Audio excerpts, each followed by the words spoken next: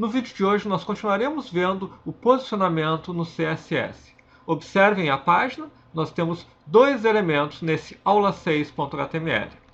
Olhando no HTML, são dois divs, elemento 1 e elemento 2, e a referência ao CSS é usada de uma maneira um pouco diferente das que nós vimos até agora. Relembrando, nós já vimos que você pode definir atributos do CSS usando o style. Por exemplo, eu poderia definir o background color aqui, background color, black, por exemplo. Poderia fazer uma referência dentro do head a um arquivo externo CSS. E agora estamos vendo uma terceira opção que também é usada, que é colocar dentro de style/style os comandos dos próprios CSS. Então aqui, por exemplo, estamos trabalhando com o div definindo o background color, a borda, o padding e margem. Então, como estamos definindo do div, tanto esse elemento 1 quanto esse elemento 2 estão com esses atributos que nós já vimos em aulas anteriores. E, portanto, nosso resultado é este aqui. E aqui nós vamos começar, então, a fazer algumas manipulações. Inspecionar, como já vimos. E nós podemos, por exemplo, no elemento 1, definir um tamanho. Vamos definir um tamanho, por exemplo, 50 pixels, ou, para caber no texto, 100 pixels. Pois bem, o que nós vamos fazer agora é, neste elemento 1, fazer um float left. O que aconteceu aqui exatamente? Quando eu fiz um float left, uma espécie de flutue à esquerda, eu estou dizendo que o elemento 1 simplesmente ele sai daquele fluxo das páginas em que ele está empurrando o elemento 2 para baixo. Eu tenho o elemento 1 e embaixo o elemento 2, e eu tiro e coloco ele flutuando à esquerda naquela estrutura HTML. Bom, mas aí ele ficou por cima do elemento 2, por cima pelo menos do quadrado do elemento 2. Vamos pegar o elemento 2, também colocar width 100 pixels e vamos colocar também como float left. Então agora eu tenho dois elementos que estão flutuando à esquerda. E o que acontece é que um fica ao lado do outro. Esta é uma forma que nós temos de alinhar elementos um do lado do outro, posicionar eles um do lado do outro. Eu poderia ter que o elemento 2, por exemplo, tivesse um float right, e aí eu tenho o elemento 2 à direita. Então esse comando de float nos permite posicionar, às vezes, imagens, às vezes elementos, estruturas, um do lado ou do outro. E se eu quiser colocar um elemento no centro? Vamos ver isso se fazemos de uma forma um pouquinho diferente. Vamos tirar esses floats. Vamos tirar o float aqui também. Temos os dois elementos, o 1 e o 2. Vamos agora trabalhar com o elemento 1, querendo posicioná-lo no centro.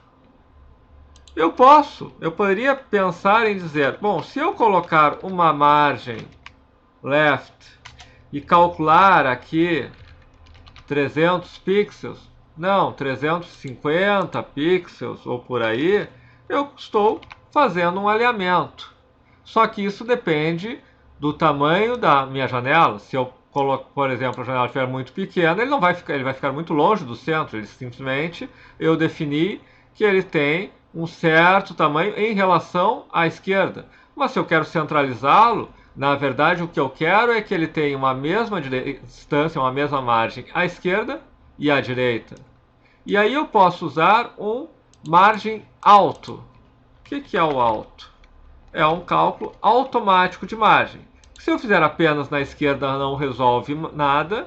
Mas se eu colocar margem right também como alto, o que ele tem é que ele centraliza. Eu automaticamente posiciono ao máximo na margem esquerda e ao máximo na margem direita, e ele fica centralizado. Então vimos o float e vimos a opção de centralizar com margem. Vamos ver mais uma opção interessante de posicionamento. Eu estou aqui com o div. O div tem a mesma lógica que eu poderia usar se eu fizesse parágrafos. Eu posso ter um parágrafo e outro parágrafo. E se eu definir que o parágrafo tem essas características, eu tenho basicamente quase que a mesma coisa. Na verdade, como o nosso width não estava colocado aqui, se eu colocar aqui, eu tenho a mesma coisa que eu tinha antes. Eu tenho, seja no div, seja no parágrafo, uma estrutura que segue o que eles chamam de display block. Ele define um bloco naquele display. Mas se eu fizesse, por exemplo, não um parágrafo, mas, por exemplo, elementos do tipo bold, talvez, e outro do tipo italic, ou poderia usar o strong e o m, e eu posso definir aqui tanto um quanto o outro. O vírgula significa que para ambos os elementos eu estou aplicando estes valores. Se eu fizer isso, aí eu tenho um elemento do lado do outro. Claro, porque eu estou acostumado no bold, no itálico, não criar uma interrupção no fluxo do texto. Por exemplo, se eu disser P e aqui vem um certo texto, depois um outro P, é um outro parágrafo. Mas se eu disser esta frase aqui está em negrito, eu estou esperando que todo esse parágrafo seja contínuo apenas com negrito neste elemento. Então, o tipo de, que eles no CSS chamado de display, o tipo de display do parágrafo é diferente do tipo de display do bold e do italic.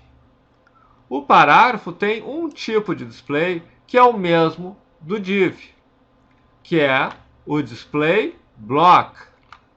E o bold, o itálico, o strong, o em, tem o mesmo de um outro tipo, que seria o equivalente ao div, só que com esse tipo de display, que é o span.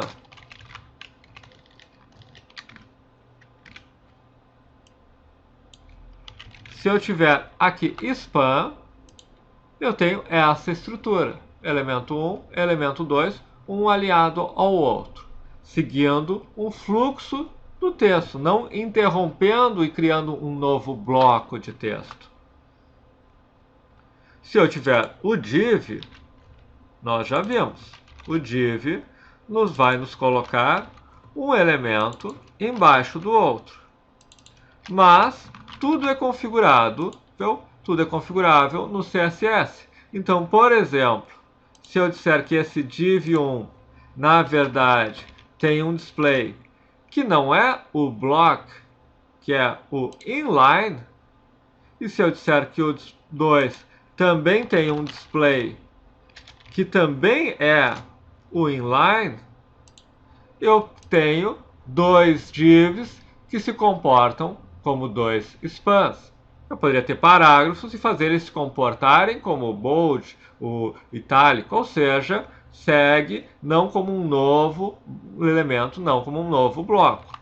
Se você vai trabalhar com um div se comportando como span, faz mais sentido tu criar a tag span e trabalhar com ela. Mas em alguns momentos você pode querer ter um div e simplesmente mudar até para uma determinada visualização daquela página para um formato desses. Então, o que nós vimos aqui? Nós vimos opções diferentes, duas opções diferentes de alinhar elementos. Eu posso usar o display inline e eu posso usar o float left, right nos elementos. Em ambos os casos, eu vou ter um elemento do lado do outro.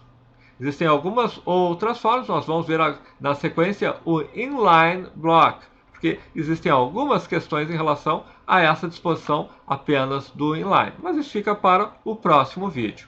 Para esse, nós vimos o que? Além dessa opção do estilo diferente, as opções de inline e block e o margem alto, se nós quisermos centralizar um elemento.